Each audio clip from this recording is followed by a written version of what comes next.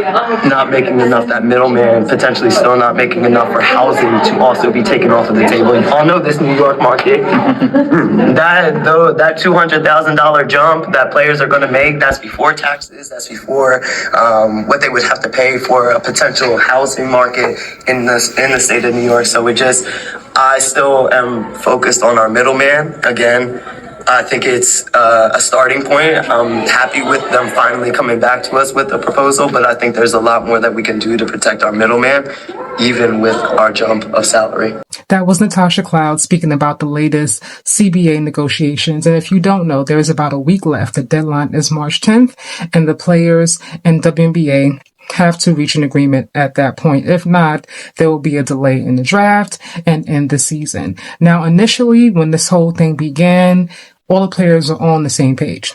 And while they still are to a certain extent, there have been some cracks inside this boat because some of the players like Kelsey Plum, like Breanna Stewart, are like, we don't want to strike. That would be the worst thing for us. And I am inclined to agree because right now, women's sports is extremely exciting. You have a lot of players who are coming out of college. You have some of the players already, who are in the WNBA, who have a large fan base who want to see them play. But the thing is, Unrivaled has come in and it has surpassed. So a lot of the players can afford to hold out because they got the Unrivaled check. Now, last year when Unrivaled began, they just broke even pretty much with what they put in. They didn't really make a ROI, right? No return on investment. But this year, they are surpassing what they did last year. They are on track to make over 48% of an increase in revenue, over 40 million. And let's not count last night, right? They had their playoff game for Unrivaled.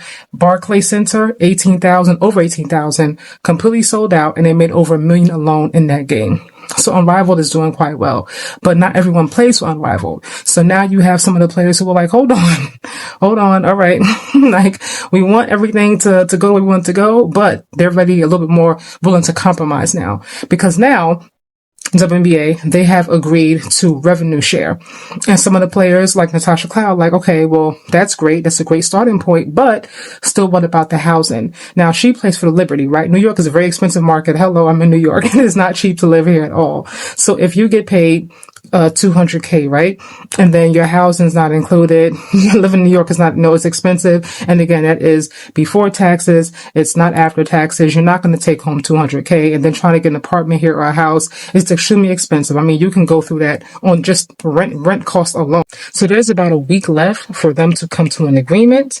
My fear is that because you have some of the players now who have kind of change their minds or soften their tone, what's actually going to happen? Majority is going to rule on this decision, no matter how it goes. Whether the revenue share is what's going to get them to compromise or it's the housing, but it has to be a majority that agrees to it, no matter how it goes. I don't think everyone's going to be happy. They are going to have to compromise at some point to get a deal done. And if they can't, then there will be a lockout.